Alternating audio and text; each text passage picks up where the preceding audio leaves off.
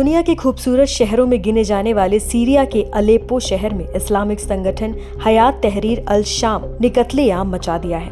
8 साल बाद एक बार फिर इस्लामिक कट्टरपंथी गुट ने शहर पर हमला करके कब्जा कर लिया है। इसके बाद सीरिया की बशर अल असद सरकार ने अलेप्पो की सड़कों और एयरपोर्ट को बंद कर दिया है। 2016 में ही अलेप्पो से विद्रोहियों को खदेड़ा गया था।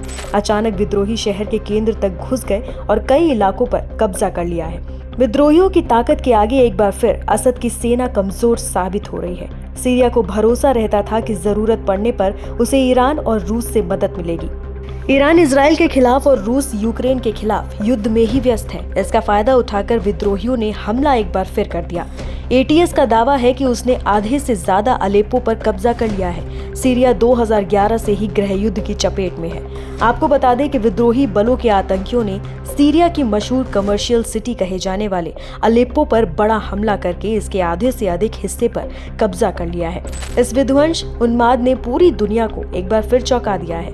विद्रोही बलों का हमला राष्ट्रपति बशर अल असद के शासन के लिए एक बड़ी चुनौती बन गई है। आशंका है कि पहले से ही हिंसाग्रस्त मध्य पूर्व को ये हमला और भी युद्ध की आग में झोंक सकता है। विद्रोहियों ने हमले में अलेप्पो के आसपास के इलाकों को भी निशाना बनाया है। खबरों के मुताबिक विद्रोही बाहरी इलाकों की ओर तेजी से बढ़ रहे हैं। अगर विद्रोही अंदर घुसने में कामयाब हो जाते हैं तो देश के लिए नई चिंता का सबब बन सकता है। राष्ट्रपति असद का नियंत्रण कमजोर पड़ सकता है, जिसके खतरे आम नागरिकों को भुगतने पड़ेंगे। सीरिया में विद्रोहियों की लड़ाई नई नहीं है। साल 2012 में भी विद्रोही बलों ने अलेप्पो के पूर्वी हिस्से पर कब्जा कर लिया था, जिसके बाद ये शहर राष्ट्रपति असद के खिलाफ विद्रोह का बड़ा अड्डा बन गया था। हालांकि 2016 में सीरिया की सरकार ने रूसी हवाई अभियान की मदद से उस शहर को फिर से आजाद करा लिया। अलेप्पो को वापस अपने कब्जे में लेकर असद ने तब यहाँ अपनी पकड़ मजबूत कर ली थी।